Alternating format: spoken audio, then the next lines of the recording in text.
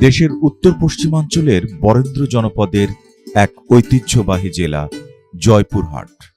ইতিহাস, সংস্কৃতি, ধর্মীয় সম্প্রীতি এবং অর্থনৈতিক কর্মকাণ্ডের এক অনন্য মেলবন্ধনের নাম জয়পুরহাট। প্রাচীন সভ্যতার ছোঁয়া, মধ্যযুগীয় স্থাপত্যের নিদর্শন, ব্রিটিশ আমলের জমিদারি ইতিহাস এবং আধুনিক শিল্পায়নের ছাপ, সবকিছু মিলিয়ে জয়পুরহাট এক জীবন্ত ইতিহাস। এই জেলার নামকরণের পেছনে রয়েছে ইতিহাস। একসময় এই অঞ্চল পরিচিত ছিল জয়পুরহাট নামে।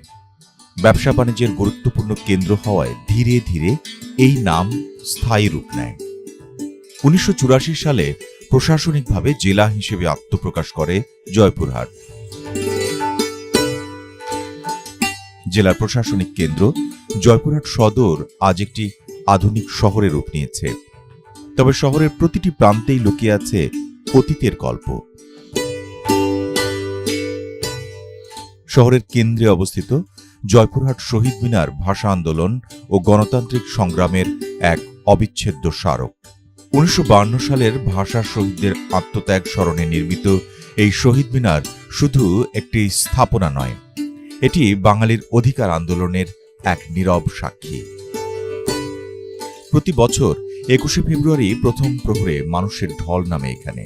প্রজন্ম থেকে প্রজন্মে ইতিহাস ও ঐতিহ্যের চেতনা পৌঁছে দেওয়ার ক্ষেত্রে এই শহীদ মিনারের গুরুত্ব অপরিসীম।